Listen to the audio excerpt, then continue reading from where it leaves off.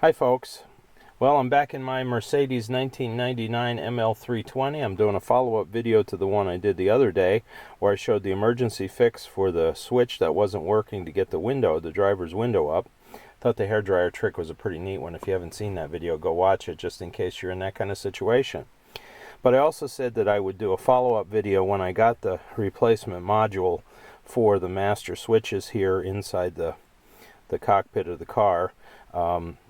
As I said before, this particular model and year of Mercedes, they set it up for international sales by putting all the switches in the center console here rather than on the driver's door. That way, if you had some cars that were made with left-hand steering wheels or other cars with right-hand steering wheels, it'd be equally accessible to drivers either way. So that's why it's here in the middle. Now, there are a number of guys who have videos about this on YouTube. This is certainly not my original idea. I'm copying what they did, but I just wanted to follow through with this for any of my subscribers or people who might be watching, just to show you how I'm dealing with my ongoing saga of this old Mercedes. This particular Mercedes has been very easy to work on. The engineering smarts and simplicity of it have been pretty good in my mind. Oil changes are easy, brake work is easy, changing out light bulbs, windshield wipers, everything has been fairly simple. It hasn't been that complicated, and the same thing is true, I believe, with changing out these switches. It's one module underneath here. Here, I'll show you what the new one looks like here. I'll show you that in a second anyway, but here's what the new the reflection from the sun. The new module looks like. It's still in plastic, of course, and the electronics on the back side. This was a whole $37 on Amazon, so I was pleasantly pleased with the price. You'd think with a Mercedes, an import like that all the parts would be very expensive, but that hasn't been the case so far in anything I've had to replace, so I'm happy about that. So how do we do this? Well, first step is just to open the console box here in the middle. Sorry, I'm a little tight in here. And what we're going to do is we're going to take out first the coin tray here. Just slides right out. And then the box here, normally this thing has two screws in the bottom that you'll have to remove. It's not difficult. I've seen it on the other videos, but when I looked at mine, I noticed that the screws were not there, so somebody had this out before and never bothered to put the screws back, which is okay. You don't need them with the lid down. It's not going anywhere, but it just makes this job a little bit quicker and easier because the whole box just pops right out like that. So I'm going to set that over there, and then we get to the next couple things that pop out to get at this module here. First is the trim around the gear shift. This is just a piece of plastic that pops up. Oops, sorry, I didn't mean to move the camera that way. It just pops up like this, slides right off. First time that thing moved around on me when I got the Mercedes, I thought, oh, something must be loose or broken or not attached like it should be, but that's just the way that it fits over. Finally, I want to take down in here this little piece of rubber. Let's see if I can get at this easy. It just fits in here, so it should just pop right out, I'm thinking. A little bit of junk in there.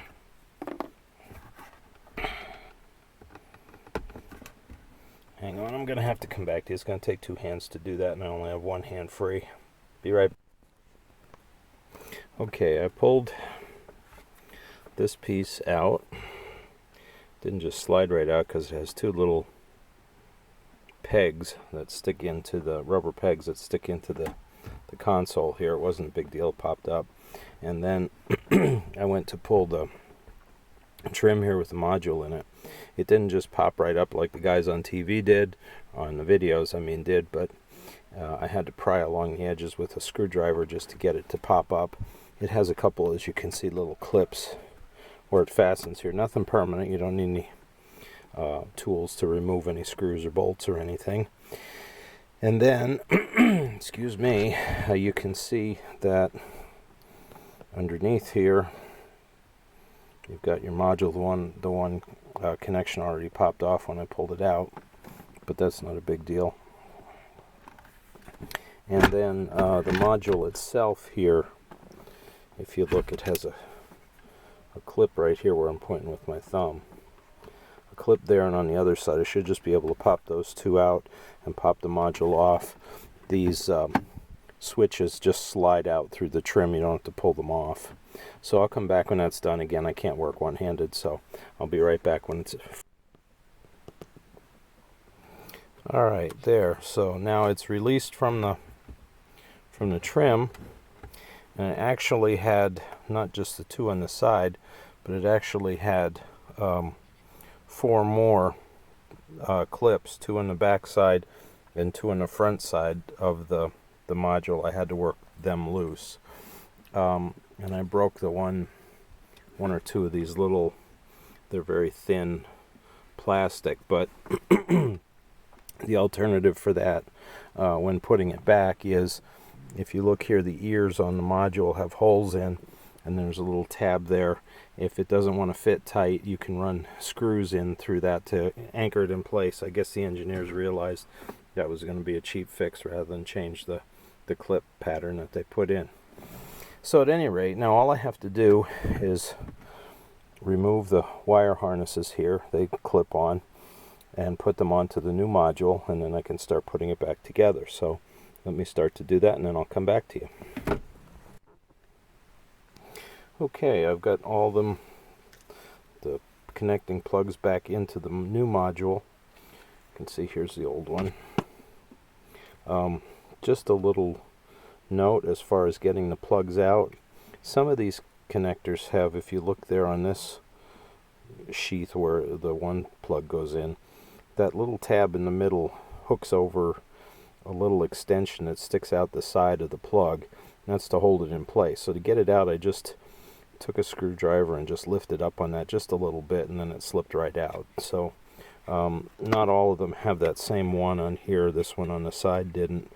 It had a clip that hung out over the plug that fit over this little tab here. So just take your time when you're pulling them out. It wasn't difficult. It was just a question of not wanting to break anything. But they've all been removed, and I did them one at a time just to make sure I'd get them in the right place. Not that there are that many. Maybe you wouldn't have to do that, but I wasn't going to take any chances. So I've got the new module ready to put back in. Let me snap it back into place, and I'll come back to you when that's done. Again, I need 2 hands to do it. Okay, everything's back where it belongs, back in the clips. Everything's good and snug. Hopefully that'll hold. Tray back, coin thing back, push it down. So let's turn the ignition here. Don't have to start the car, whoops. And let's see what happens with our window.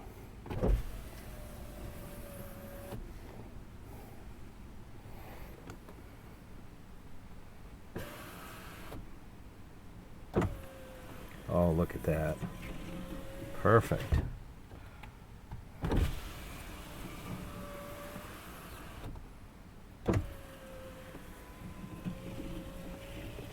Excellent. Try this one.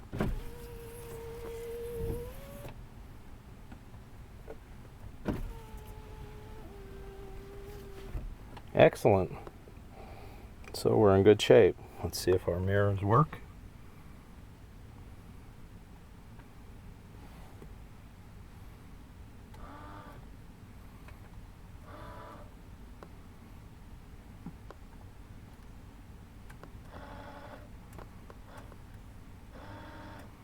Okay, that one does.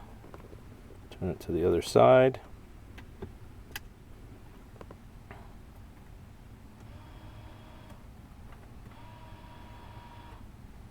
That one works. So we are good to go. Turn the defroster on. Oops. It wants to push down. I may have to put those screws in after all. But that's alright. At least I know my window switch works the way it's supposed to. So a successful repair, even if I have to go back and put those 2 little screws in to hold this in place, because I did damage some of those clips pushing pushing that out. But at least electrically everything's fine, and I won't bother to show you me doing those things. I'll just deal with those when I can. But everything's fine. It seems like we're good to go. So thank you for watching. Please like and subscribe to our channel. Follow us. Tell your friends about us. As we're here out in the country, living on a shoestring.